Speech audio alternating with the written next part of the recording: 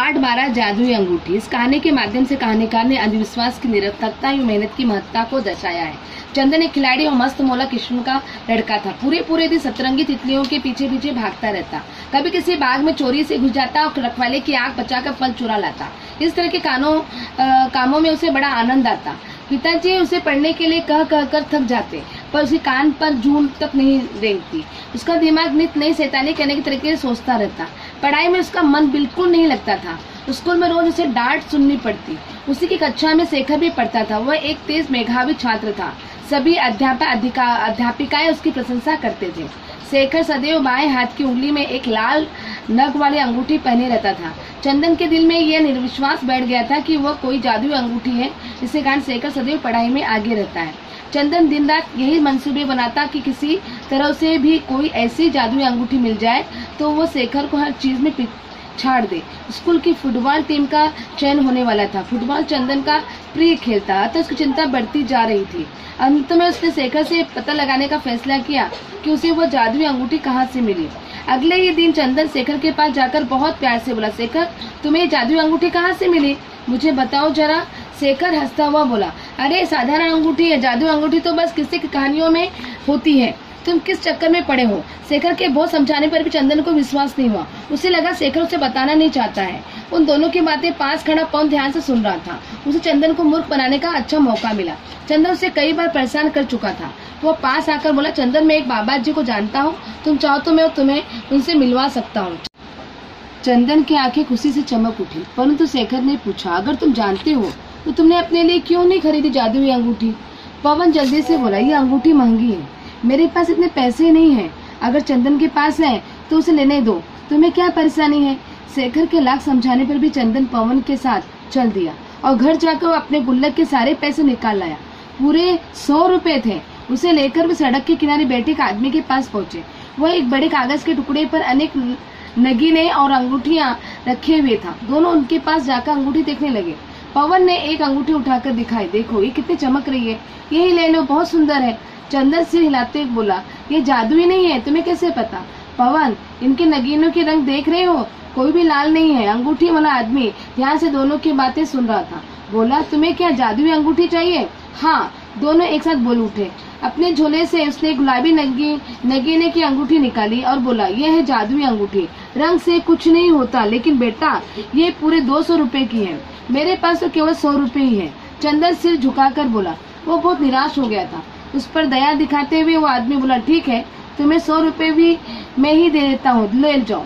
चंदन की खुशी का कोई ठिकाना नहीं था। अगले दिन स्कूल की फुटबॉल टीम का चयन होना था। चंदन खुशी खुशी अंगूठी पहनकर अपनी साइकिल पर सवार होकर स्कूल की ओर चल दिया। अपनी धुन में वही टीम का कैप्टन बनने का सपना देखता चला जा रहा था कि उनकी साइकिल एक पत्थर पर चढ़ गई और वो साइकिल समेत गिर पड़ा। उसे काफी चोट आई। एक राहगीर उसे उठाकर अस्पताल ले गया। उसके एक पैर पर प्लास्टर चढ़ाना पड़ा।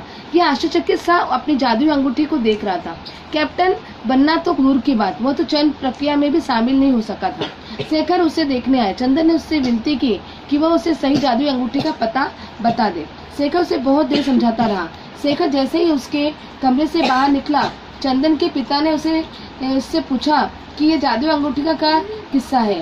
पूरी बात जानकर उन्हें एक योजना बनाई। थोड़ी देर बाद चंदन की माँ की ओर देखकर बोले, कई दिनों से सोच रहा हूँ कि चंदन के लिए जादुई अंगूठी खरीद दूं।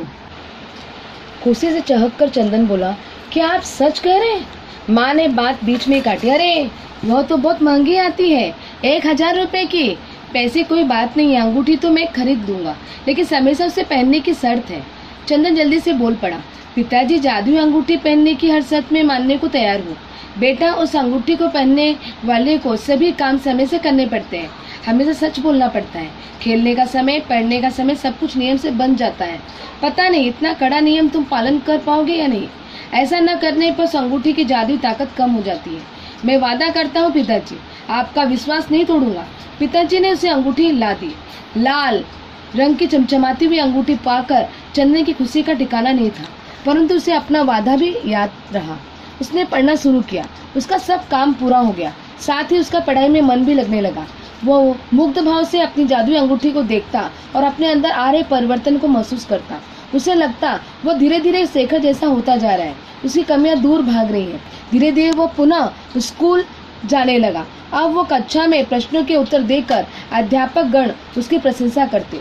शेखर के प्रति उसके मन का मैल धुल चुका था। आज उसका परीक्षाफल निकला था।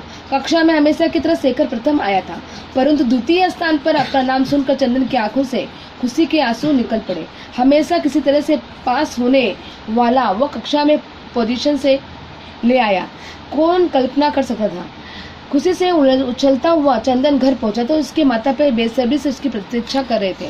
अपना परीक्षाफल पिताजी को देखकर चंदन बोला, पिताजी ये देखिए जादू अंगूठी का कमाल, आपके रुपए बर्बाद नहीं गए, मैं कक्षा में द्वितीय आया हूँ। पिताजी ने उठकर उसे गले लगा लिया और बोले, बेटा जादू इस अंगूठी में नहीं था, जादू तो था तेरी मेहनत में, तुम्हारी मेहनत का जादू ही आज रंग लाया है।